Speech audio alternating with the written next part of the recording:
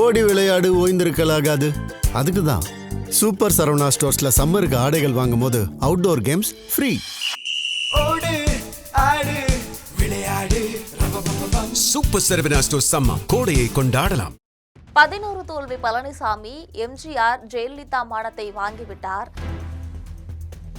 அவரது பேராசையால அதிமுகவின் கௌரவத்தை காற்றில் பறக்க விட்டுள்ளார். தற்பொழுது நடந்து முடிஞ்சிருக்கக்கூடிய சட்டமன்ற தேர்தல்ல எந்த கட்சிக்கும் தனிப்பெரும்பான்மை கிடைக்கல. விஜயோட தமிழக வெற்றி கழகம் அதிக தொகுதிகளை வென்ற கட்சியாக விளங்குகிறது. அதனால கவர்னரை சந்தித்து தங்களை ஆட்சியமைக்க கோரினார் விஜய். அதனை கவர்னர் தவிர்த்து விட்டார். இதனை பயன்படுத்திக் கொண்ட எடப்பாடி ஒரு கணக்கு போட்டிருக்காரு. அதை தமிழகம் மட்டுமல்ல நாடே அதிர்ச்சியாக வியர்ந்து பார்த்து கொண்டிருக்கிறது. அப்படி என்ன செய்தார் எடப்பாடி என்பதனை பற்றி தற்பொழுது விரிவாக பார்க்கலாம்.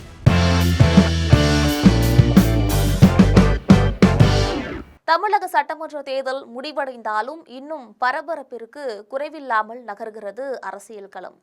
குறிப்பாக நேற்று இரவு அன்று வெளியான சில தகவல்கள் தமிழக அரசியல் பார்வையாளர்கள் கூட எதிர்பாராதவை. அதாவது விஜய்க்கு பெரும்பான்மை இல்லாத காரணத்தால கவர்னர் ஆட்சி அமைக்க அழைப்பு விடுக்காத பட்சத்துல திமுக ஆதரவோட அதிமுக ஆட்சி அமைப்பதற்கான திரைமறைவு பேச்சுகள் நடப்பதாக வெளியான தகவல்தான் தமிழக அரசியல் களத்தை அனலாக்கியுள்ளது அப்படின்னே சொல்லலாம். தாவேகவுக்கு ஆட்சி அமைக்க பெரும்பான்மை இல்லாத நிலையில திமுகவும் அதிமுகவும் இணைந்து ஆட்சி அமைக்க போகிறது. இது மக்களின் முடிவுக்கு எதிரானது என அரசியல் விமர்சகர்களும் மூத்த பத்திரிகையாளர்கள் சிலரும் சமூக வலைதளங்கள்ல எழுத அரசியல் களம் அனலாக மாறியிருக்கிறது. இந்த நிலையில இன்று மீண்டும் விஜய் கவர்னரை சந்தித்து ஆட்சி அமைக்க அழைப்பு விடுக்குமாறு கோரிக்கை விடுத்திருக்காரு.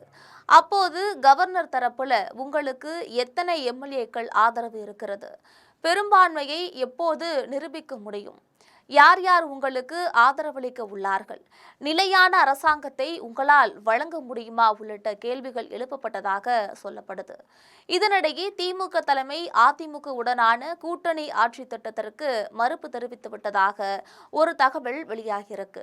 குறிப்பாக பார்த்தோம் என்றால் திமுகவின் மூத்த நிர்வாகிகளும் முன்னாள் அமைச்சர்கள் சிலரும் திமுக தலைமையை சந்தித்து அதிமுகவுக்கு ஆதரவளிக்கும் முடிவை எடுத்தால் அது நமக்கு எதிர்காலம் இல்லாமல் செய்துவிடும். இன்று எடுக்கும் முடிவு தொண்டர்களையும் சோர்வடைய செய்யும்.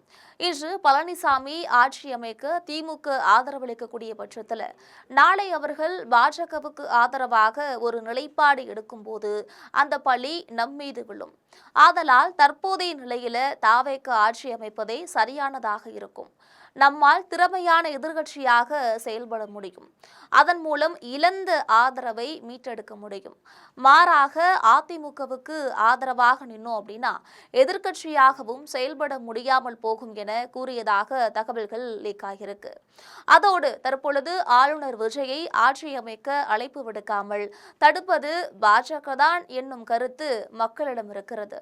நாமும் அதிமுகவுடன் இணைந்து செயல்படுவது என்பது பாஜக ஆடக்கூடிய ஆட்டத்திற்கு நாமும் உடந்தை என நம்முடைய பக்கம் மக்களின் கோபம் திரும்பிவிடும் சிக்கலும் உள்ளது அப்படின்னும் தெரிவித்திருக்கிறார்கள். இதனைத் தொடர்ந்து திமுக தலைமையும் எடப்பாடிக்கு நெருக்கமான ஒருத்தர் மூலமாக இந்த திட்டம் நமக்கு வேண்டாம், திமுகவுக்கு இதுல மாற்று கருத்து உள்ளது என்று தெரிவித்து விட்டதாகவும் தகவல்கள் வெளியாகி வருகிறது. இப்போது திமுக தலைவர் ஸ்டாலினுடன் விசிக தலைவர் திருமாவளவன் கம்யூனிஸ்ட் தலைவர்கள் சந்திப்பு நடத்தி ஆலோசனையிலுமே ஈடுபட்டாங்க. திமுக தலைமை இந்த திட்டத்தை கைவிட்ட பின்னர் தான் இப்போது இந்த சந்திப்பு நடைபெறுகிறது என்பதும் குறிப்பிடத்தக்கது. இதற்கு பின்னாடி அவர்கள் தங்களின் விஜயின் ஆதரவு நிலைப்பாட்டை அறிவிப்பார்கள் என எதிர்பார்க்கப்படுகிறது. இப்படிப்பட்ட எண்ணம் எடப்பாடிக்கு வந்தது மிகவும் கொடுமை. 1977 திமுகவும் அதிமுகவும் இணைய பிஜு பட்நாயக் முயற்சி எடுத்தார். அந்த முயற்சியின்படி எம்ஜிஆர் தமிழக முதல்வராகவும் கருணாநிதி திமுகவோட தலைவராக தொடர்வதுதான் அது. இதனை இருவரும் ஏற்றுக்கொண்டார்கள். ஆனால் அதிமுக தொண்டர்கள் கடும் எதிர்ப்பு தெரிவித்ததால அந்த முயற்சியை கைவிட்டார் எம்ஜிஆர். அதன் பின்னர் தான் எம்ஜிஆரும் சரி ஜெயலலிதாவும் சரி தங்கள் இரத்தங்கள் மனதில் திமுக ஒரு தீய சக்தி என்று ஆழமாக பதிவிட்டு சென்று விட்டார்கள். இதை இன்னும் கொழுந்துவிட்டு எறிய எந்த முயற்சியையும் எடப்பாடி எடுக்கல.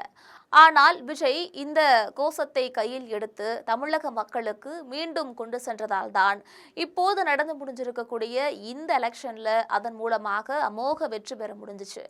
ஆனால் எடப்பாடி அதிமுகவை அகல பாதாளத்துல தள்ளிவிட்டார்.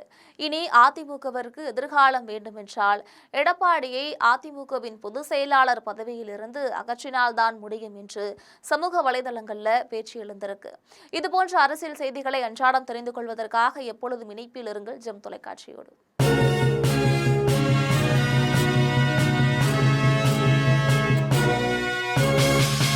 ஓடி விளையாடு ஓய்ந்திருக்கலாகாது. அதுக்கு தான் சூப்பர் சரவணா ஸ்டோர்ஸ்ல சம்மருக்கு ஆடைகள் வாங்கும் போது outdoor games free. Super Saravana stores summer கோடையை கொண்டாடலாம்.